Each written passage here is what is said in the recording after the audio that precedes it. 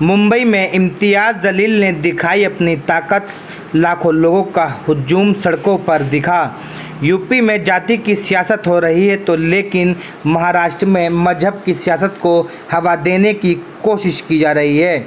आज असदुद्दीन ओवैसी की पार्टी के नेता इम्तियाज़ जलील रामगिरी महाराज की गिरफ्तारी की मांग को लेकर अपने हज़ारों समर्थकों के साथ संभाजी नगर से मुंबई की तरफ रवाना हुए, जिसमें इम्तियाज़ जलील का इल्ज़ाम है कि महाराष्ट्र में मुसलमानों को मस्जिद में घुसकर मारने की धमकी दी जा रही है, इस्लाम के बारे में गलत बयानबाजी की जा रही है और 60 एफआईआर होने के बावजूद एकनाथ शिंदे की सरकार कोई कार्रवाई नहीं कर रही है।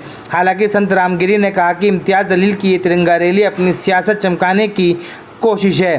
संत रामगिरी ने कहा कि क्योंकि इम्तियाज़ जलील लोकसभा चुनाव हार गए थे, इसलिए अब वो विधानसभा चुनाव की तैयारी के लिए तिरंगा रैली निकाल रहे हैं। संत रामगिरी के इस इल्ज़ाम के जवाब में इम्तियाज़ जलील ने कहा कि वो रामगिरी को संत मानते ही नहीं है, वो एक गुंडा है, मवाली है। इम्तियाज़ जलील ने कहा कि उनकी लड़ाई संविधान और कानून की हिफाजत की है और वह अपने नबी के लिए वो कुर्सी तो क्या अपनी जान भी कुर्बान करने को तैयार हैं। इम्तियाज़ जलील के निशाने पर बीजेपी नेता नीतीश राणे भी है। नीतीश राणे रामगिरी महाराज वाले विवाद में कूदे थे और उन्होंने सार्वजनिक मंच से मुसलमानों को धमकी दी थी। वहीं जब इम्तियाज़ जलील ने मुंबई की तरफ मार्च शुरू किया तो नीतीश राणे फिर बोले।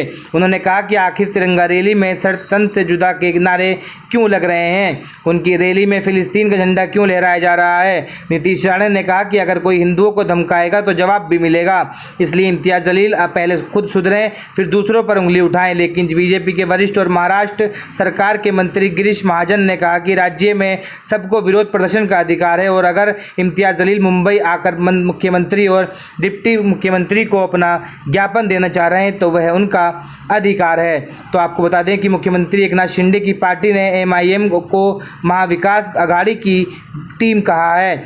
शिंदे की शिवसेना के नेता संजय शिरसाट ने कहा कि चुनाव करीब है, इसलिए इम्तियाज़ जलील अपनी राजनीति करने के लिए बौखलाट रहे हैं। उन्होंने रैली में सिर्फ मुसलमान क्यों हैं और अगर ये तिरंगा रैली और संविधान बचाओ मोर्चा है तो इसमें बाकी धर्मों के लोग क्यों नहीं हैं। महंत रामगिरी महाराज महाराष्ट्र के सरला द्वीप के महाधीश हैं, उनके भक्तों की संख्या लाखों में है बताई जाती है।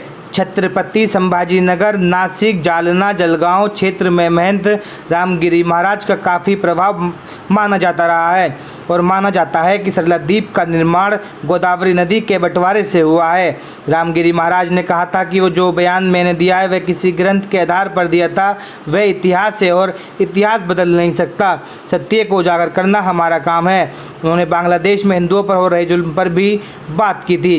रामगिरी महाराज ने कहा कि अपने बयान को लेकर मैं कोई खेद प्रकट नहीं करना चाहता। उन्होंने ये भी कहा कि अकबरुद्दीन ओवैसी ने जब बोला था कि 15 मिनट के लिए पुलिस हटा दो तब उनकी गिरफ्तारी हुई थी क्या।